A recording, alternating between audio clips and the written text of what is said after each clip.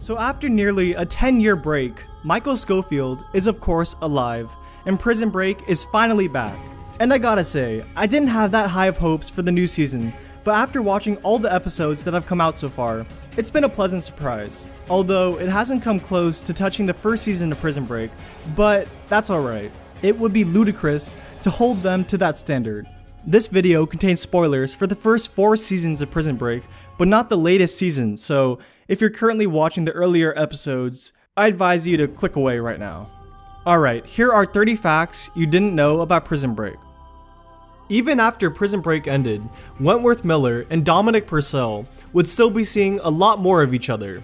The two were reunited in The Flash, where they played alongside each other as Captain Cold and Heatwave. They even managed to sneak in a couple great Prison Break references. Got it? This isn't my first Prison Break. In the original script, Sarah Tancredi's drug overdose was intended to be a definitive killer back in season 1. However, plans changed because of a nudge from the network, who decided that killing off Sarah would be the wrong move due to her popularity with the fans. Another change of plans involved Robin Tunney, who played Veronica in the show, as she was keen to move on to other projects, which means that in the end, the writers were almost forced to write her out of the show. The series even inspired an interactive experience. Prison Break Live was a bootcamp that promised to replicate the real prison experience, touring the US, Australia, UK, China, Germany, and Mexico from 2006 to 2008. It wasn't just Robin Tunney's character who prematurely met their death or left the show to work on other projects. Lane Garrison, who played David Tweener Apolsky, left his big role to film Shooter with Mark Wahlberg, though the transition was seamless, with the Fox River 8 one by one meeting their demise. John Billingsley was replaced by Jeff Perry for the role of Terrence Steadman, as the actor was busy filming The Nine, while Nadine Velasquez only played Sucre's fiancée, Mary Cruz, in the pilot episode, before leaving to film for My Name is Earl, and was replaced by Camille Guadi for the rest of her run. On the flip side, Rockman Dunbar, who played C-Note, was only intended to feature in 2 episodes, but he was bumped up to a series regular. In the 1960s, a 16-year-old boy was wrongly imprisoned before being broken out by his brother and spending 4 years on the run. Sounds very familiar, right? That's the story of Robert and Donald Hughes, who used their experiences and turned their memories into a manuscript before sending it to Fox in 2001. The network turned the story down, though in 2005, Prison Break was born, and a year and a half later, the Hughes brothers filed a lawsuit against Fox. Although nothing really came of it, which kinda sucks if that's how it all went down. It's pretty ironic that the man with the most experience of being behind prison bars is actually actor Stacy Keach, who plays Warden Pope. In 1984, he was sentenced to 9 months in a British jail after being caught in possession of 1.3 ounces of cocaine following an airplane flight. He was released after 6 months, and upon his return to America, he vowed to educate others about the serious nature of drug abuse. When Stacy Keach got the role on Prison Break, he based his character on his old prison warden. It's better for me to owe you one in here than it is for you to owe me one, I can promise you that. It's impossible to imagine Prison Break without Wentworth Miller playing the lead role of Michael Scofield. He was an iconic character and remains a legendary TV figure to this day, but Miller very nearly missed out on the role. Sarah Wayne Callies was the first member to be cast, and Miller's audition didn't take place until a week before filming began. Johnny Mesner and Eric Dane were the 2 frontrunners to play Lincoln, but the showrunners couldn't decide between the 2 and eventually moved on to find Dominic Purcell, who got the job. Wentworth Miller first came to the attention of executive producer Brett Ratner after auditioning to play the Man of Steel in his aborted Superman movie, Flyby. It's hard to tell what is Michael's correct date of birth due to the lack of continuity in the show. For example, in the form Michael fills out during the pilot episode, he writes August 9th, 1978. But when Lincoln finds a picture of their mother pregnant with Michael, he states that there is a mistake, because Michael was born in 1976. Finally, on his tombstone in episode 22 of season 4, the date is August 10th, 1974. So take your best guess as to when his real birthday actually is. For much of the first season, there's a sense of intrigue about Charles Westmoreland, a veteran prisoner at Fox River.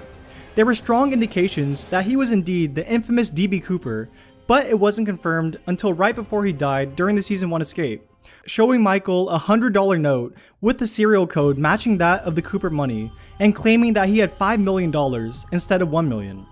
In real life, D.B. Cooper hijacked a plane by showing a flight attendant a bomb he had hiding in his suitcase.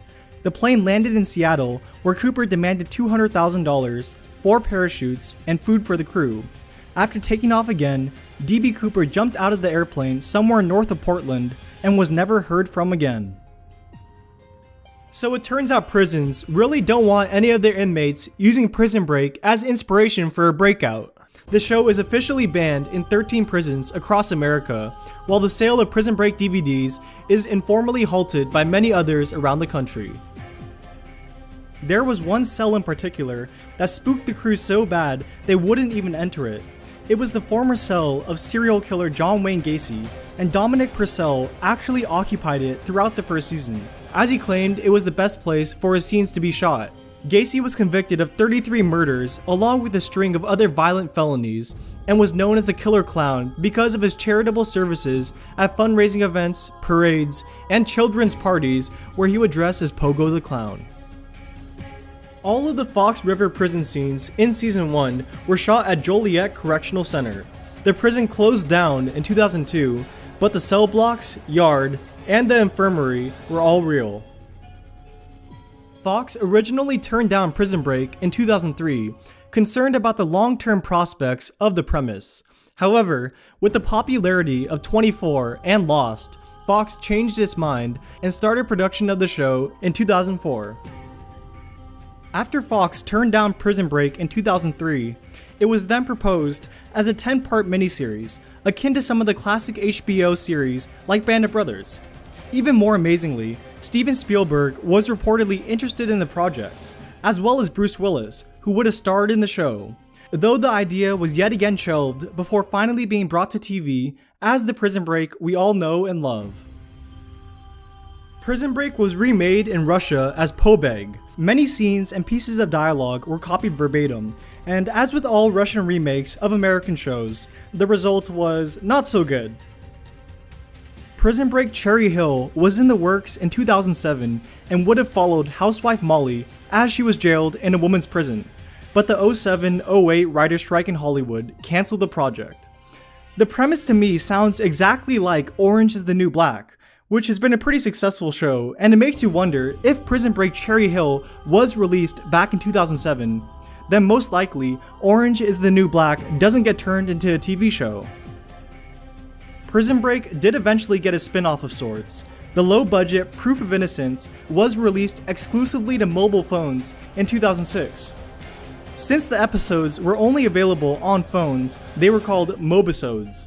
I guess that term never really caught on. Didn't do it. This is the guy. Help me, LJ. Dr. Sarah Tancredi's death was a depressing time for everyone watching the show, but it would have never happened if Sarah Wayne Callies' contract issues hadn't resulted in her being written out of the show. Fans, writers, and Callies herself wanted to continue, though the behind-the-scenes complications saw her head removed, placed in a box, and sent to Lincoln. She didn't feature in Season 3 other than the old set photos used while she was held hostage, but after the fan outrage upon her death, crunch talks were held and she reprised her role in the 4th season as a series regular. The original plot was to be about a man who got himself into prison only so that he could try and break out. This concept was initially suggested to Paul Shearing, but he was against it because he saw no logic in the story and couldn't find a way to stretch it long enough to make it into a show. But after he came up with the idea of the brother and the whole conspiracy subplot, Prison Break was born. Perhaps the most iconic image from the entire show is Michael Schofield's tattoo-covered body, which consisted of detailed plans to the prison that he planned on breaking out of. It's a constant feature throughout the show, and was a fantastically impressive work of art, even though it wasn't real. Although Tom Berg, the man who designed Michael's ink, believes it would take 4 years and up to $20,000 to complete the full body tattoo. Instead, Wentworth Miller had to go through 4 hours of makeup to apply the art to his body. Lincoln Burrows and Theodore Bagwell. Or what about Abraham Lincoln and Theodore Roosevelt? Could it just be a coincidence that 2 of Prison Break's main characters are named after US presidents? Maybe not, as Michael Scofield, Benjamin Miles C. Note Franklin, and Alexander Mahone are closely named after the politicians Edward Schofield, Benjamin Franklin, and William Mahone. In addition, Paul Kellerman's surname was inspired by Roy Kellerman, the Secret Service agent riding in the car when John F. Kennedy was assassinated. 3 actors from Prison Break signed for The Walking Dead after Prison Break ended. Those include Sarah Wayne Callies playing Lori Grimes, Michael Cudlitz playing Abraham Ford, and Andrew Rothenberg playing Jim. Robert Knepper, who played T-Bag, has said that he based T-Bag's hairstyle on his old science teacher's hair, as he always had a poofy bit that stuck up in the front. Of the show's 17 regular characters, only 2, Veronica Donovan and Sophia Lugo, were never arrested. In episode 20 of season 1, there is a reflection sequence containing the theme song for House MD. Don't think I won't remember what your front steps look like. A TV show in which many of the regular cast members appeared as guest stars. Miller appeared in the episode Charity Case, while Purcell appeared in Fidelity. Sarah Wayne Callies and Robin Tunney also made guest appearances on the show. Lincoln Burrows was set to be executed by the electric chair, even though this was not the primary execution method in the state of Illinois. The electric chair was included in the script as the death penalty, basically for shock value. The state has since completely abolished the death penalty.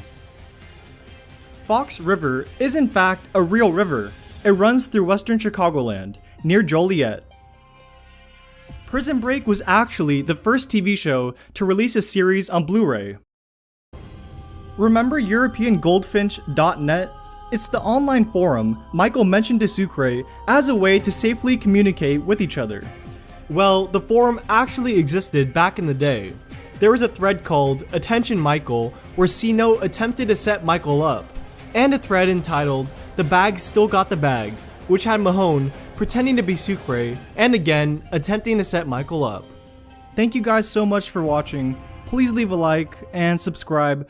My next video is going to be on Pulp Fiction, which is my all-time favorite movie. I think I've watched it over 5 times. I'm really excited to start making that video, so watch out for that in the near future. Alright, see you guys next time.